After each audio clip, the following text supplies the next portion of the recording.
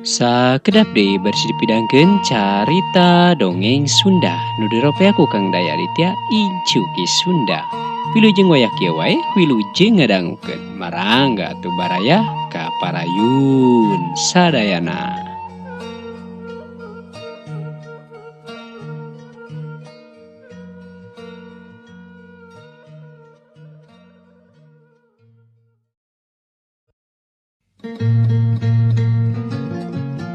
Nu tepung di Mah Dukun karya I Asikin.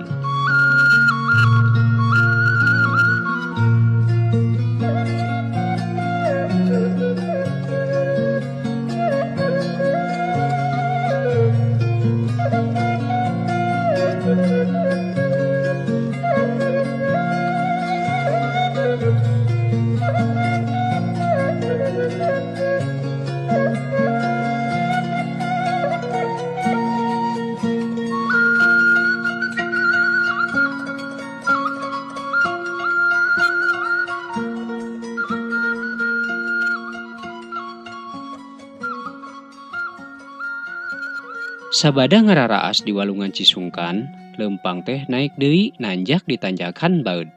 Rada jagjag kuring teh ari tos meuntas walungan mah. Ari suku nu ti tadi geus digugusur dina jalan koral teh anu gariha jeung loba barangkal teh ari tos kacayan mah rada teu pareurih teuing karasana.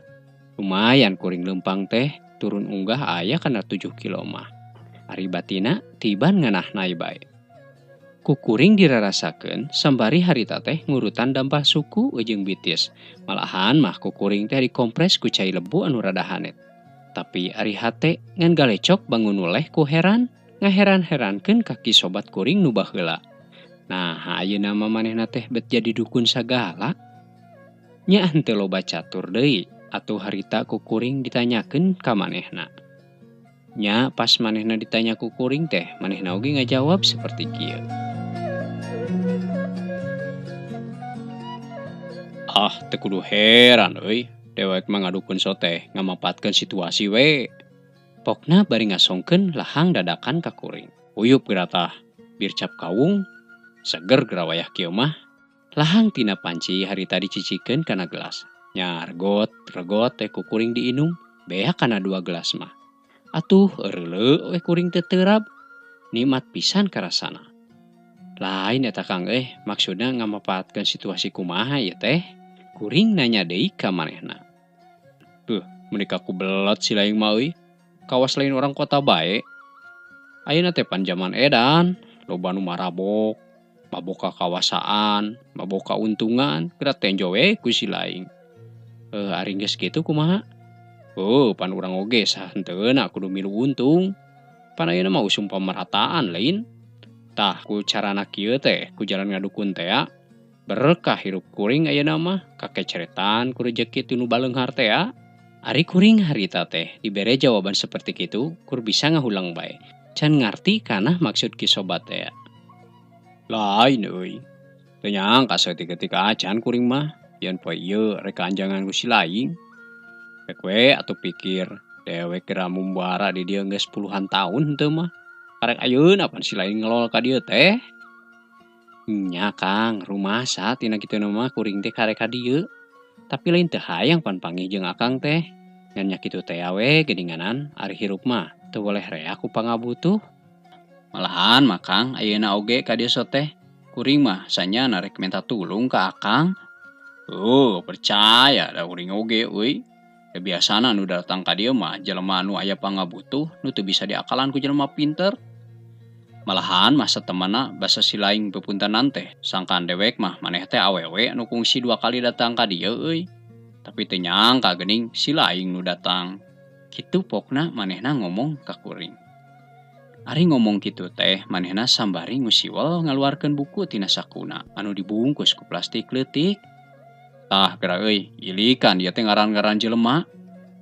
Anu sakabeh datang ka dieu ku kuring ditulis ti mimiti ngaran, alamat, tanggal ka dieu jeung tanggal iraha manehna kudu balik deui ka dieu. Kitu ceuk manehna deui ka kuring. Ari kasakitan teh naon ieu teh Kang jelema teh? Rupa-rupa ari kasakit jeung tujuanna mah. Ngan lolobana jelema nu kadarieu teh manehna teh cenah harayang naek pangkat, hayang dipikasi dunungan atawa manehna teh hayang dibabarikeun jodoh.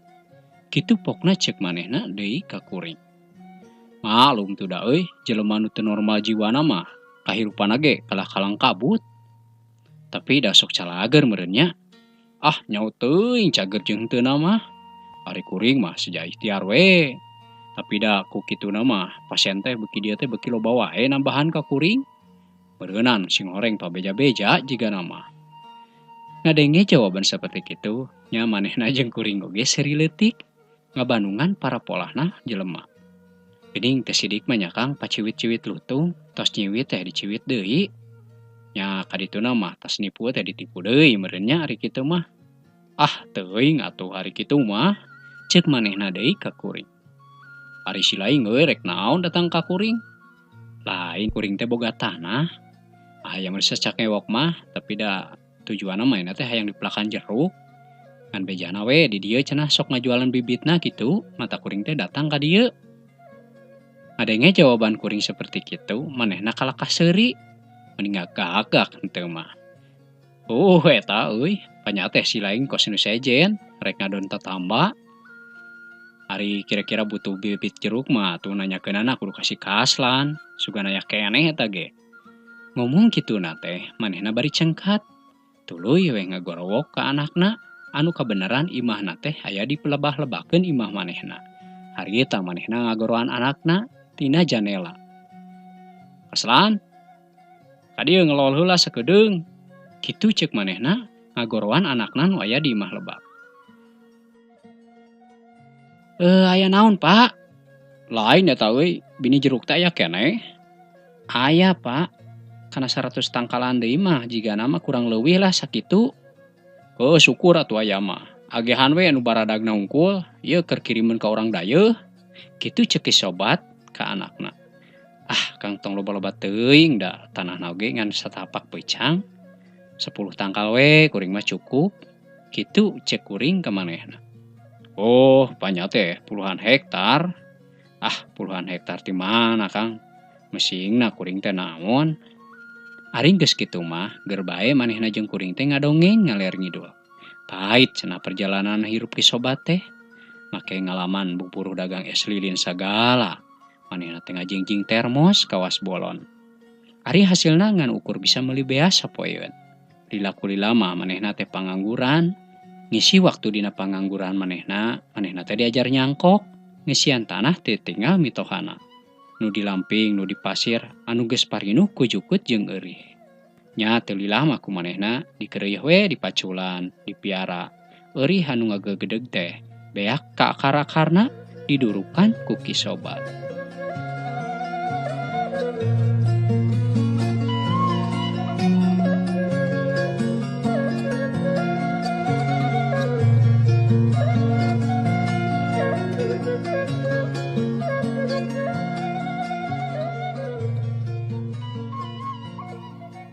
Sanggeus tanah teh tinggal mitoha teh kumanehna kagarap. Tuluy kumanehna teh diajaran dipelakan ku jeruk. Dina jero sataun leuwih teh geus ngahasilkeun.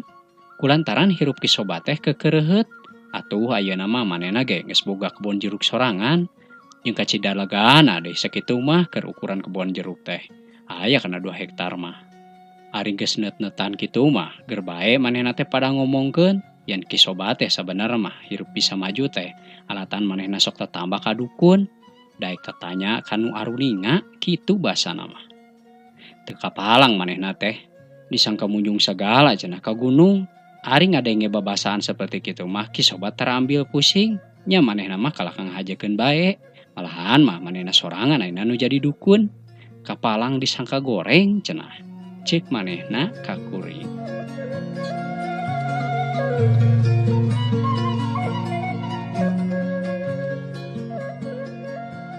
Sabasa kuring keur gogoleran di kamar hareup. Harita teh kuring ngararasakeun kacape. Jol kadenge di luar aya suara awewe. Anu pupuntenan ka imah ki sobat. Sumuhun mah ngalingih Neng. Diantos-antos ti tadi malahan ku bapa teh. Kitu pokna ki sobat kata tamu. Aduh, hapunten pisan Bapak. Nu mawi atuh da mobilna mogok. dugi ka pamegatan teh ningan sabaraha kali riren dupi embina ka mana nya. Semah nanya ka Kisobat. Wah biasa, embina mah di dapur we. Komo ayeuna mah dukakeun ngadamel naon? Dupi kitu mah panginten bade permios heula bade bade masihan oleh-oleh sakedik. Kitu pokna sembari manehna terengku sopan, leumpang muru ka dapur. Bangun geus apal pisan kana eta tempat teh. Ari Kisobat harita asup ka kamar anu deukeut jeung kamar nu dicicingan ku kuring.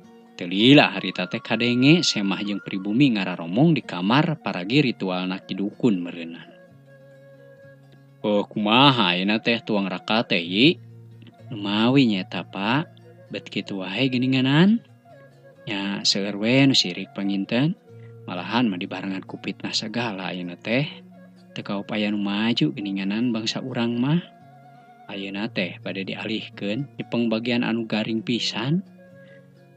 Ke. Maksud si Nyai teh garing kumaha? Sumuhun garing maksad teh teu cikruh sapertos dipayun geuninganan. Kutan nganggo aya istilah garing sagala aya namanya usaha teh. Sumuhun Pak, panti payun mah pun lanceuk teh kalarasan dipercanten nyaeta nyepeng bagian patempatan pagawe. Ari ayeuna geura keur dipercanten bagian arsip. Pan ngagajelok lagi sanes lumayan. Ari ki dukun manehna unggut-unggutan harita teh. Tandana ngarti meureun kana maksud anu diobrolkeun ku awewe ngora teh.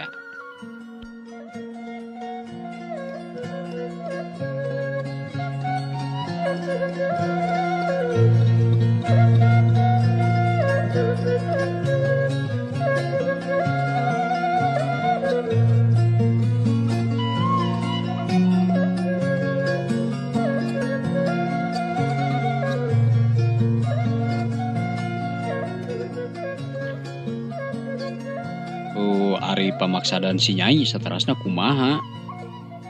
Nya sadaya-daya kumaha saena we? Kumaha saena kumaha ieu teh? Nya upami diibaratkeun mah pan pun lanceuk teh. Teu benten tinu nuju ti teuleum dina sagara wiwirang teu mah. Harta sareng kakayaan oge pan ayeuna teh nuju aya dina pamariosan ti nu pihak berwajib. Ari abi salaku pamajikanana moal cicingeun poe salaki kitu mah. Komo deui nempo kaayaan salaki dina danget ayeuna. Henteu mah manehna teh keur kekerebekan bari jeung kokojayan. Pokna eta awewe ngora teh bari dumarda.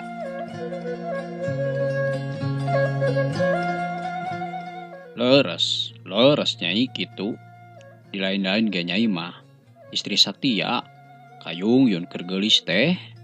Kitu ceuk Kisobat ka awewe ngora teh. Nya kitu musik dina pewayangan mah si Nyai teh Srikandi nya Abah. Kitu ceuk pamajikanana Kisobat teh. Milunim rug manehna ge da harita kadenge pisan jelas ngobrolna. Pan bareto mana pan si Neng ka dieu teh minta tulung dumeh tuang rakana palai dialihkeun kana bagian nu seueur penghasilan cenah. Arena gerang geus laksana, malahan mah geus beunghar ka tempona oge. Tuang rakana kalkan nyelewer, kagungan nu anom. Tapi sok sanajan kitu polahna eta tuang raka teh geuninganan. Si Nyai mah tetep bela jeung satia, kumaha deui ayeuna tuang raka teh keur kalebuh. Neng keneh anu repot jeung nu rek bebela teh.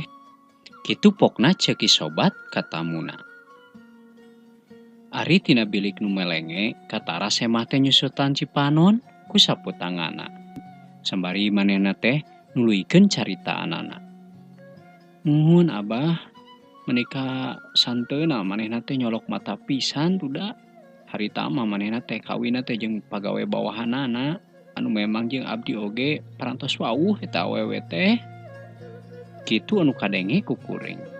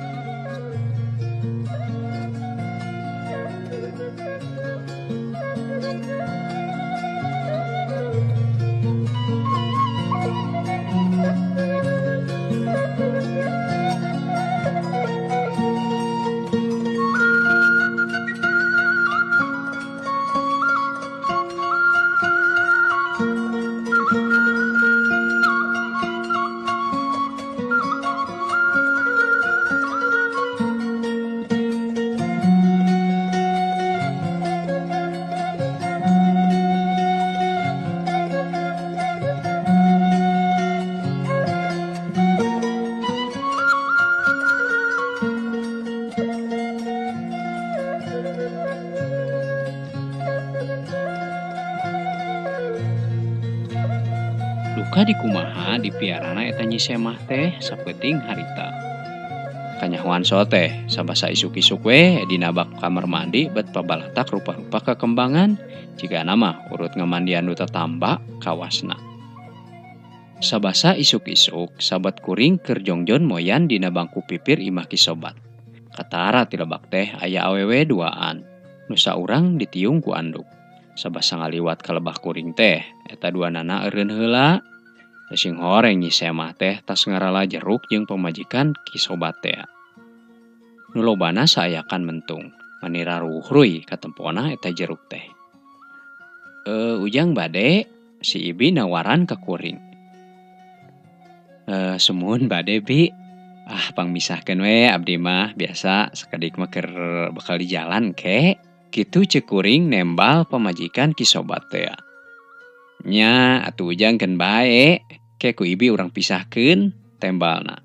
Terus teu lila ti harita manehna teh jol ngenalkeun Nyi Semah teh. Pokna teh kieu cenah. Wilujeng ngenalkeun Den. Ieu teh namina teh Pun Mimi. Nyata gerhana Den Bakar pada amal di kantor pusat. Ari ngadenge yen eta awewe pamajikan Den Bakar di kantor pusat teh. Kuring nanya. Sumuhun wilujeng tepang. Sanes ieu teh nu bumina teh di jalan Pameresan teh nya nomor 13. Sumuhun. Nah geuning uninga. Nya terang we da sok ngalangkung pan abdi mah kapalih dinya. Kitu tembal kuring ka manehna. Dupi bade mulih iraha. Engkeun jigana mah rada siangan margi supaya teremis teuing gitu tah cek kuring ka manehna. Teu lila kuring ngobrol jeung maranehna teh. Nya atuh manehna oge tuluy arinit katongo jeung pamajikan kisobat teh. Ari kuring harita cengkat tina diuk, tuluy kuring teh muru ka belah lebak. Erek muru ka imah Jang Kaslan. Dek seja nganiatan ngaduitan bini jeruk teh. Ari pek teh ku Jang Kaslan kala ditolak, pajarkeun teh cenah. Cek bapa oge, ya mah hitung-hitung ngajimatan, kitu pokna ka kuring. Malahan mangke ge kumanehna dek dipangmoakeun nepi ka pamegatan, da sakalian Jang Kaslan erek balanja ka dayeuh.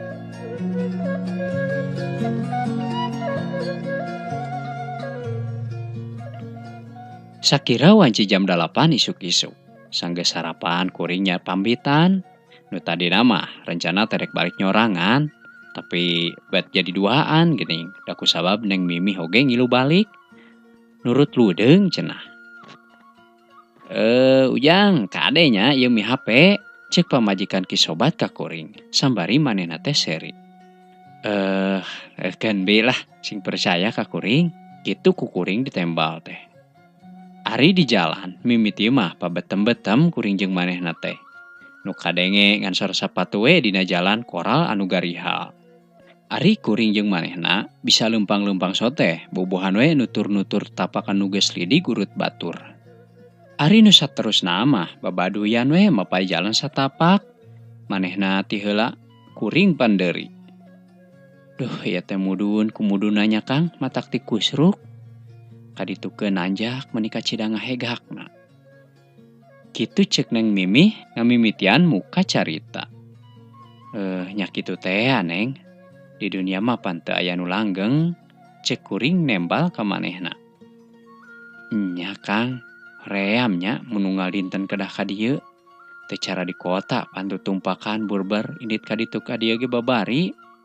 Puguh oge Neng. Da ai kota mah pan keur jelema nu senang, nu seueur artos.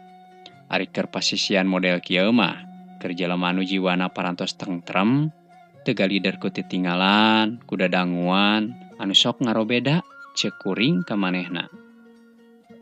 Dupi bapa teh teu damang naon, manehna nyebut bapa ka kuring. Berekah teu kunaon abdi mah. Geuning ngresakeun kaki dukun. Muhun, ngan abdi mah da sanes tetamba. Ngan ieu we butuh ku bini jeruk. Manawi teh manawi kumaha? Nya manawi teh sapertos abdi kitu tembalna. Teu hayang tatalepak kuring teh da peuting ge sabenerna mah geus ngadenge. Ari sasingkatna ieu carita, harita teh beak tanjakan baeud. Atuh pudunan oge geus katempo, malahan mah eta wahangan Cisungkan teh geus nemres katempo ku kuring.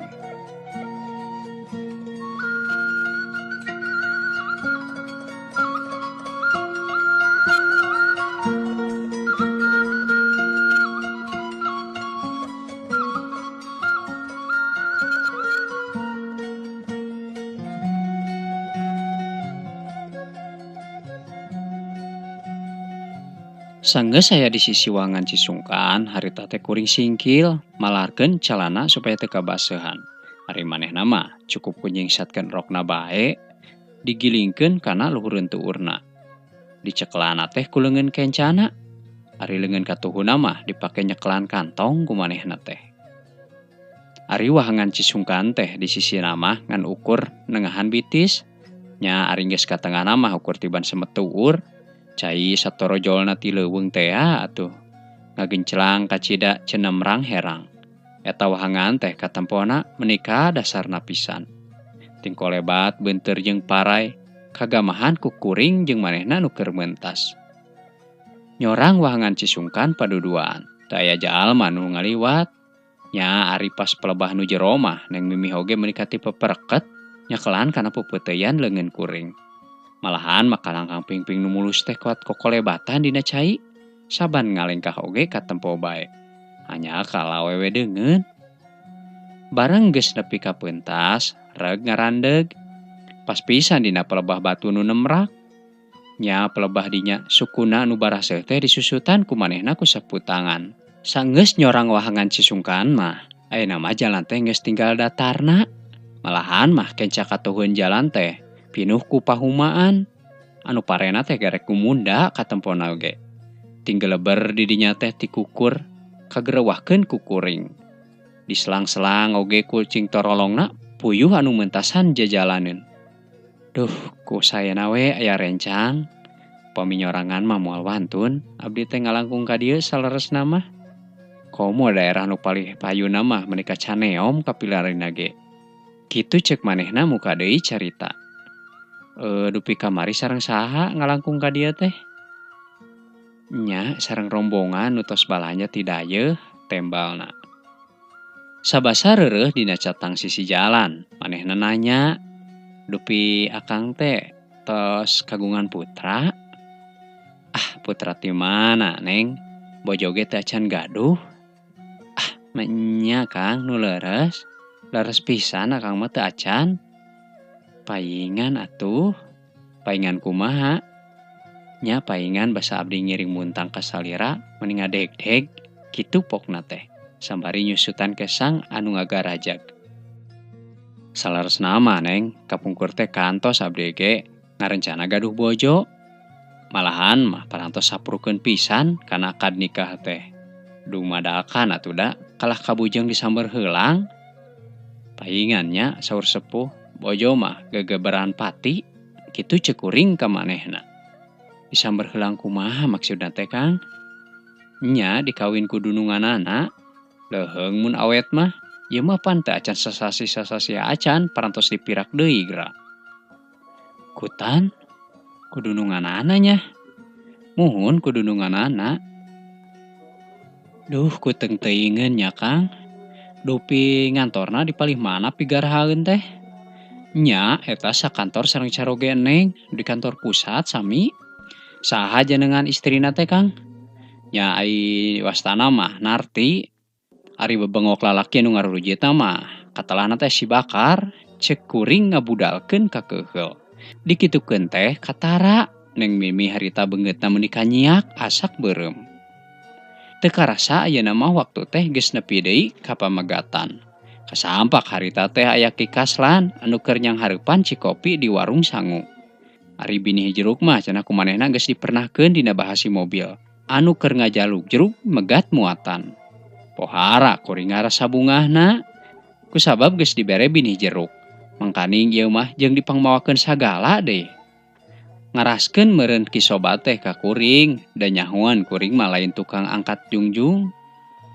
Ari Ki Kaslan rek diburuhan teh, kalah dikepehkeun, kawasna mah dicarek ku bapana. Sabot manehna keur balangah ngan beus wae ku kuring teh diasupan rokok 2 bungkus kana saku calanana. Ari di sapanjang perjalanan dina jero mobil teh kawas nu teu pista.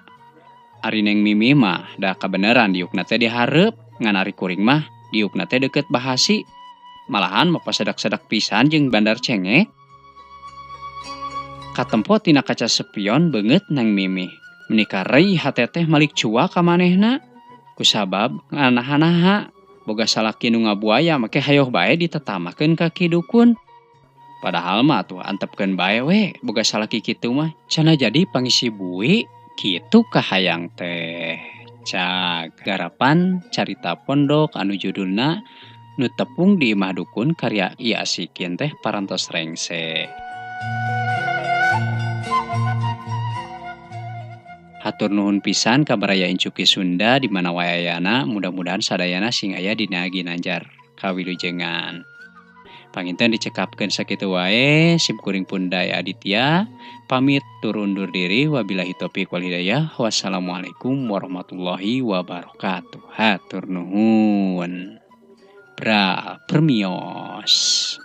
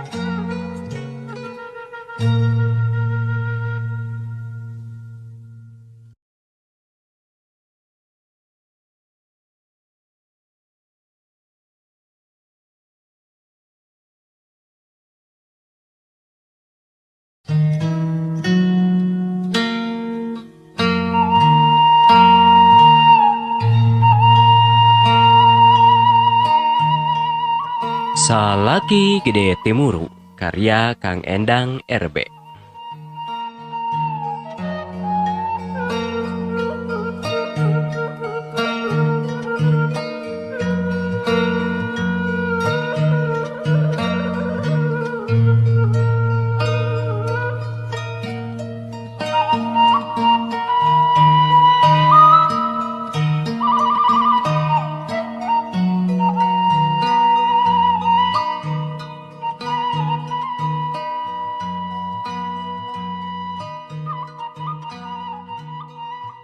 Ngadenge cecaritaan pamajikan anu keukeuh meredih hayang indit gawe ka Saudi.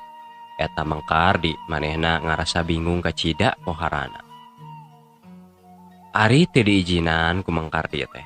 Dan masa manehna oge teu bisa nyumbadanan kana pangabutuh dina ngabina rumah tangga. Lain teu hayang eta ge Mangkardi teh neangan pangupa jiwa cara nu sejen. Tapi dalah dikumaha atuh manehna rek tani teu boga sawah. Manehna erek pepelakan cara nu lain, daratan oge teu boga sacangkewok-cangkewok acan paribasana. Osok manehna ge kapikir, cenah dek dagang. Da ari teu boga modal mah deh, dek kumaha deui atuh Mangkardi teh. Ari manehna erek ngijinan pamajikanana nyaeta Nyi Olis gawe di Saudi teh. Sok sieun manehna teh kabengbat ku lalaki sejen di tempat pagaweanana. Sabab kitu geuninganan sok aya remen kajadian di Arab teh. Mangkardi memang jelemana Gede Timuru ti baheula oge gampang curiga ka pamajikan teh. Lamun sakalian Nyi Olis kaluar ti imah oge, sakalian aya perlu misalna ka warung. Henteu masuk jadi matak. Eta we buktina mun balik di warung teh geus pasti sok remen pasea leutik-leutik we mah.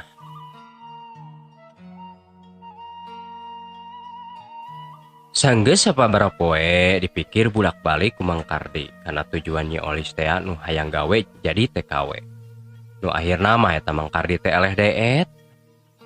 Ngan manehna mere syarat kanu jadi pamajikanana teh. Ieu cenah pokna mah. Oh Nyai, Pikeun bae ku akang rek diijinan. Ngan kade we nya ulah kagoda komo kabeng batu lalaki sejen mah.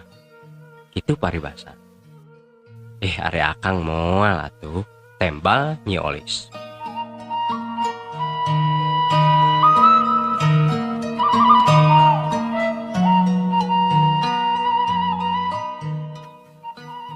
Ari sesingkatna ieu carita, harita teh Nyi Olis geus genak kana waktu pikeun indit gawe ka Saudi teh.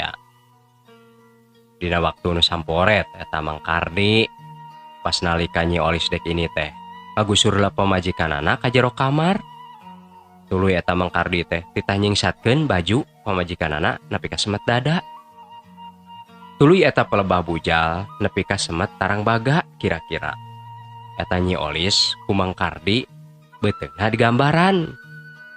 Nu teu aya lian gambarna teh gambar gajah ku supidol warna hideung. Nya eta Nyi Olis harita teh rada heran kana kalakuan Mang Kardi seperti kitu teh. Nya nu akhirna manehna nanya, Kang, nanaonan ieu teh? Bet nyai di gambaran nu kieu patut?" Kitu pokna. Ari Mang Kardi manehna kur bisa nyarengeh seuri ngadenge pertanyaan kitu teh. Pok harita ge Mang Kardi nembal kanu jadi pamajikanana. "Yo nyai, ampura euy akang. Lain teu percaya akang teh ka nyai. Ngan ieu mah ngajaga bisi we atuh. Jeung di akang oge hayang yakin hate teh, hayang reug-reug." Maksana kumaha akang?" "Nya kieu maksud akang teh. Lamun ke nyai geus balik deui ka Indo, tah nya heg gambar gajah ieu henteu leungit. Eta teh nandakeun nyai teh henteu nyeleweng ti akang. Tapi balik-balik kanan sabalik nah nyai, mun misalna ieu mah gambar gajah teh leungit, tah berarti nyai teh geus ngahianat ka akang." Kitu ceuk Mang Kardi.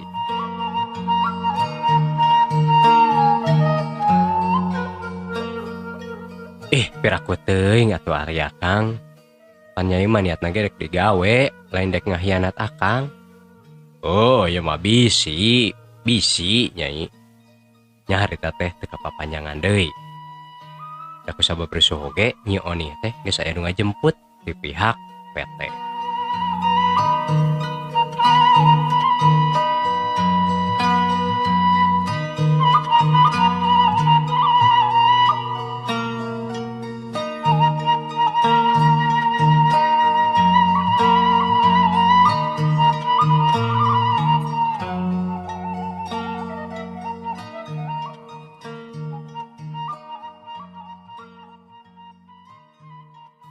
Ari sesingkatnya ieu carita, harita teh poe geus kaganti ku minggu.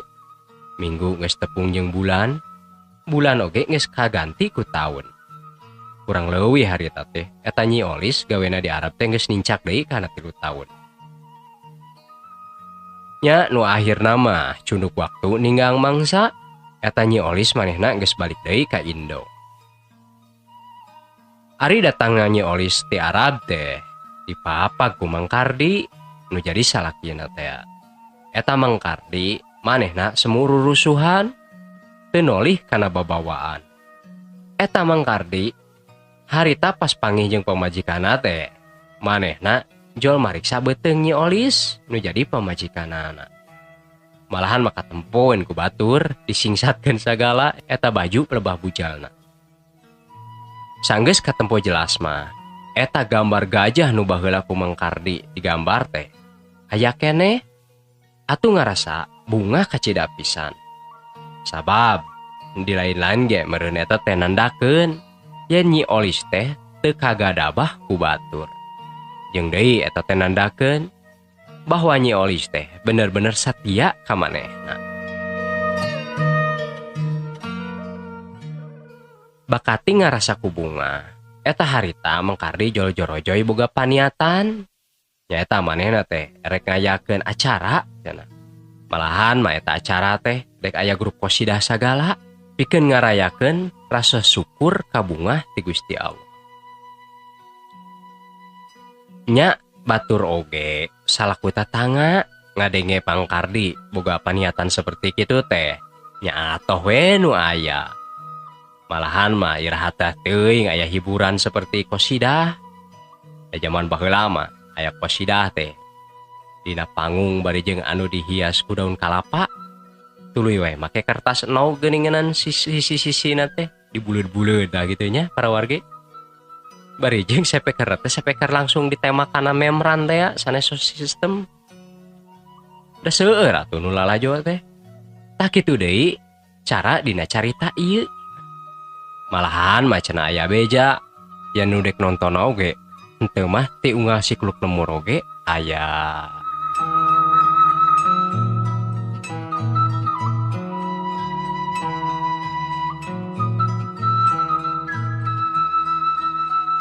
Waktu kerame-ramena acara dina panggung teh.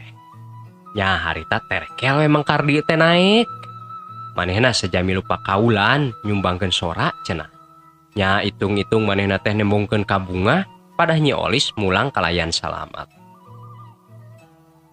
Ari laguna teh karangan dadakan jiga nama. Da eta we lagamna ge asal asuk bae kana takolan genjeringan. Ari sairana teh kieu paribasana. Gajah tidak hilang dihapus orang. Gajah tidak hilang dihapus orang. Gitu cek Mang Kardi nyanyina teh sambari leungeunna rarampeakan. Atuh hari nu narongton maneh teh ngarasa bingung kana petana Mang Kardi. Nyanyina bat kitu. Jeung kunaon eta Mang Kardi nya? Salah saurang anu nonton nanya ka baturna. Ari Nyi Olis nu jadi pamajikanana sanggeus ngadenge Mang Kardi nyanyi teh. Malah manehna ge nerekel naek kana luhur panggung. Tuluy manehna teh ngarebut mik tina leungeun salakina. Sambari manehna oge nyanyi kieu cenah sairana teh. Memang gajah tidak hilang karena lewat belakang. Memang gajah tidak hilang karena lewat belakang. Kitu pokna sairan Nyi Olis nyanyi di luhur panggung teh. Barang ngadenge Nyi Olis nyanyina kitu, eta Mang Kardi teu sakara-kara, manehna jol ngahulang bae di luhur panggung. Terus teu lila ngalengerek manehna teh kapiuhan. Atuh eta acara teh buyar. Nya panik oge para warga teh. Teu harti kana naon nu ditempona. Atuh teu loba cacarita, harita ku protokol jol ditutup bae acarana. Acara hiburan teh nya sanggeus acara ditutup tuluy eta Mang Kardi teh pada ngarareang digarotong dibawa ka tengah imah.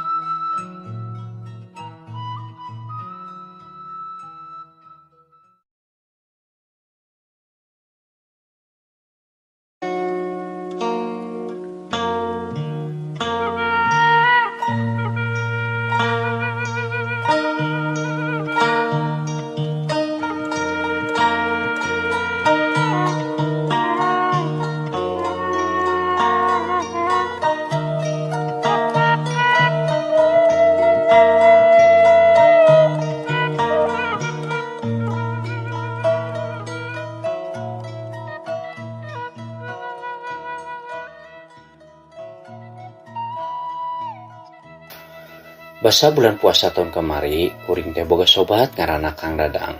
Moal poe teu boleh layet, kahilir kagirang oge. Kuring teh rajin bebarengan jeung Kang Dadang. Henteu masa kokop sainung saking kulayet-layetna.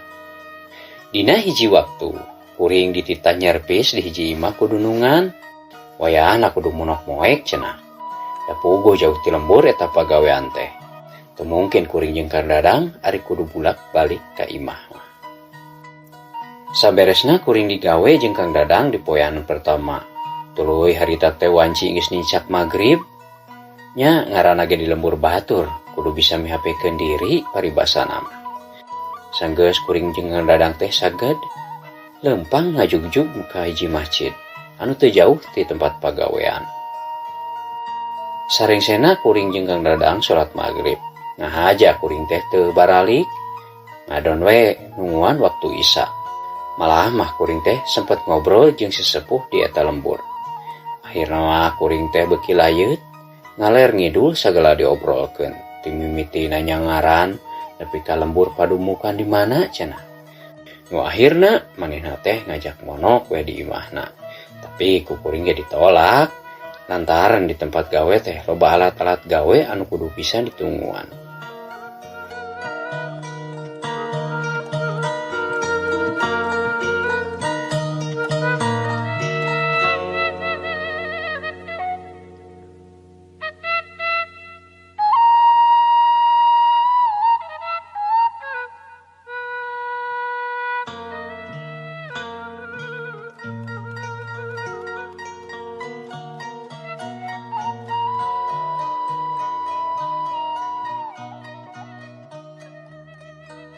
Teka rasa harita teh waktu geus nincak wanci isya.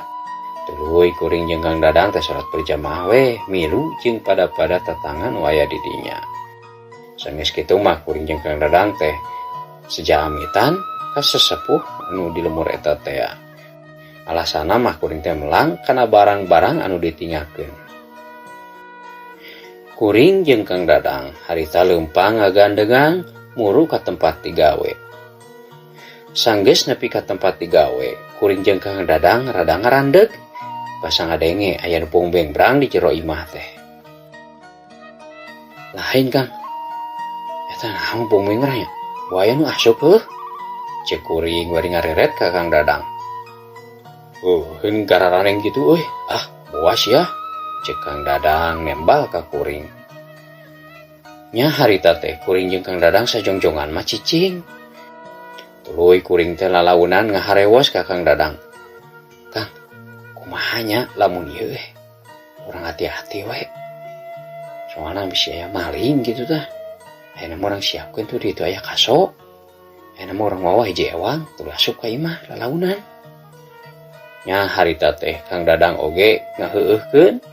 Nu akhirna kuring jeung Kang Dadang keketayepan leumpang muru ka eta imah. Sabari kuring teh nyokot kaso-kaso pamotongan. Harita kuring teh mawa hiji ewang.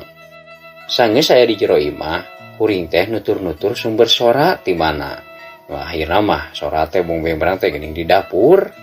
Brai harita teh ngawani-wanikeun ku kuring panto dibuka lalaunan. Barang panto geus kabuka kabeh, kuring jeung Kang Dadang sajongjongan mah rada pahulang-hulang lantaran anu gararaneng di dapur teh kuat eueuh sasaha jeung eueuh naon-naon. Kabeh ge barang-barang teh eueuh nu robah. Harita keneh jol seak we bulu punduk kuring asa carengkat. Ret harita ka Kang Dadang kaciri beungeut manehna ge rada pias. Nya tuh dek saha nu teu soak dina peuting harita mah.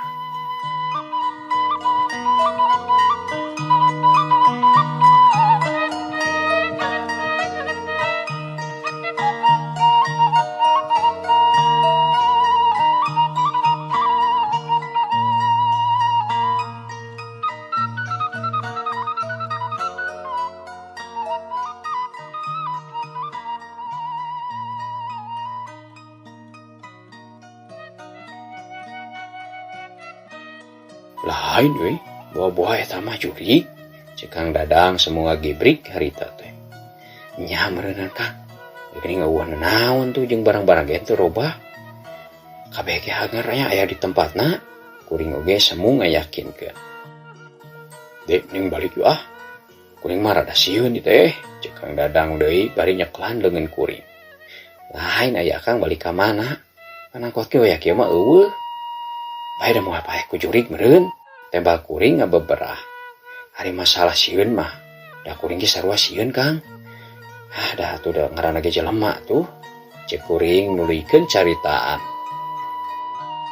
Sanggeus apal nu kadenge ukur sora wungkul tanpa jirim. Nya kuring oge yakin eta di imah teh aya nu nyicingan. Sabab cek beja mah imah eta teh geus kosong mang taun-taun. Ari sasingkatna ieu carita, harita wanci maju geus ka tengah peuting, nu bongbeng berang oge anggar we beuki meja. Beuki rame malahan mah. Ditambah deui ku sora anu laleumpang keketeplakan make sendal cepit. Kuring jeung Kang Dadang ngamankeun diri di hiji kamar anu kira-kira aman we cek kuring mah. Kuredak kuring jeung Kang Dadang ge teu loba cacarita dan kur bisa ngadedengekeun we anu garandeng. Paharat teu nepi ka isuk waktu harita teh. Kuring jeung Kang Dadang teu bisa sare. Kang Dadang mah komo kaciri pisan piasna teh. Bari awakna ngagibrig teu eureun-eureun. Barang bray datangna beurang, harita kuring nelepon ka dudungan. Minta dianterkeun ka lembur. Sabab Kang Dadang katutuluyan geuringna teh. Soak sigana mah. Awakna anu ngagalibrig beungeutna semu pias. Ari sabulan ti harita, Kang Dadang harita teh geuringna beuki parna, teu bisa diubaran, ari ikhtiar mah geus ka mana-mana, ngan Kang Dadang teh teu robah, manehna beuki pias bae jeung ngagalibrigna beuki anggot wae. Nu akhirna aya hiji poe anu moal bisa ku kuring dipohokeun. Lantaran Kang Dadang teh poe harita mah ningakeun kuring keur salamina. Hampura sobat, hampura Kang Dadang. Al-Fatihah.